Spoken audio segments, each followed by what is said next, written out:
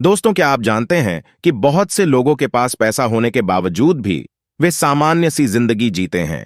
लेकिन कुछ लोगों के पास पैसा आते ही वह महंगी महंगी चीज खरीदने लगते हैं और पूरा पैसा गवा देते हैं और फिर से गरीबी की जिंदगी जीने लगते हैं।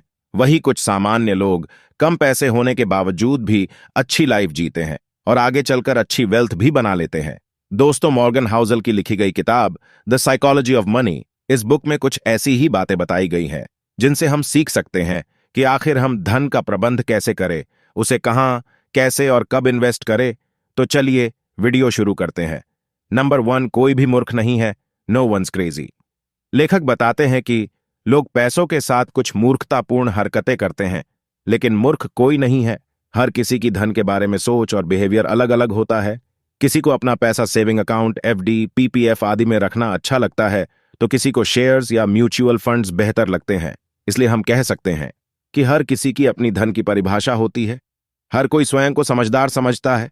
जो व्यक्ति गरीबी में पला बढ़ा हो, वह अपने पैसों को निवेश करने से पहले उसकी जोखिम और प्रतिफल के बारे में सोचता है, जबकि एक समृद्ध बैंकर की संतान शायद ऐसा न सोचे। लेखक कहते हैं कि हो सकता है पैसों के बारे में जो डिसीजन आपने लिए है वह हमें मूर्ख लगे और जो डिसीजन हमने लिए है वह आपको मूर्ख लगे। अतः आपकी फाइनेंशियल फ्रीडम इस बात पर निर्भर करती है कि आप अपने पास मौजूद पैसों के साथ कैसा बिहेव करते हैं। नंबर 2, भाग्य और जोखिम, लक एंड रिस्क। भाग्य और जोखिम भाई भाई है। ये दोनों इस वास्तविकता का प्रमाण है कि जीवन में हर नतीजा व्यक्तिगत प्रयास के अलावा और अन्य ताकतों पर भी निर्भर करता है।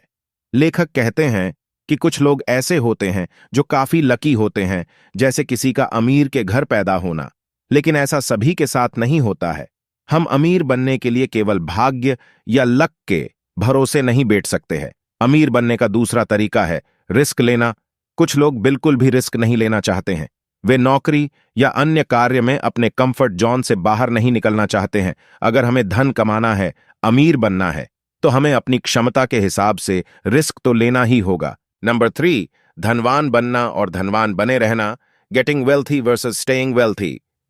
बहुत से लोग ऐसे होते हैं जो किसी कारण धनवान तो बन जाते हैं, लेकिन ज्यादा दिनों तक वे इसे मेंटेन नहीं रख पाते हैं। अक्सर हम किसी खिलाड़ी, फिल्मी सितारे या फिर किसी खेल प्रतियोगिता में करोड़ों रुपये जीतने वाले लोगों को देखते हैं जो अमीर तो बन जाते हैं, लेकिन कुछ ही समय बाद वे फिर से पहले जैसे हो जाते हैं। दोस्तों, ऐसा क्यों होता है? ऐसा इसलिए होता है क्योंकि उन्हें पता नहीं होता है कि धन का प्रबंध कैसे किया जाता है, उन्हें कहां और कैसे इन्वेस्ट किया जाता है। वे तो बस आए हुए पैसों को लगातार खर्च करते रहते हैं और एक दिन ऐसा आता है जब उनके पास मौजूद सारा पैसा समाप्त हो जाता है। नंबर 4, पट आप जीते, टेल्स यू विन। अगर आप एक सिक्का उछालते हैं तो यह जरूरी नहीं है कि आप पहली बार में जीत ही जाए, लेकिन इस बात की पूरी संभावना है कि अगर आप सिक्के को बार बार उछालोगे तो इस बात की संभावना है कि आप जीत जाए। उसी प्रकार यदि आप किसी एक कार्य या बिजनेस में एक बार फेल हो जाते हैं तो डरने की बजाय बार बार प्रयास करो, एक दिन जरूर सफलता मिलेगी। नंबर 5, आप और मैं।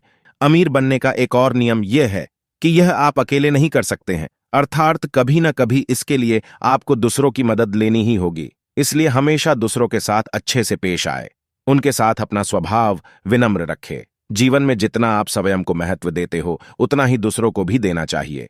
यदि आपको अपने बिजनेस, व्यापार या अन्य कार्य में सफल होना है तो दूसरों की रेस्पेक्ट जरूर करें। दोस्तों, उम्मीद करता हूं द साइकोलॉजी ऑफ मनी आपको जरूर पसंद आई होगी। अगर वीडियो पसंद आए तो चैनल को सब्सक्राइब जरूर करिएगा।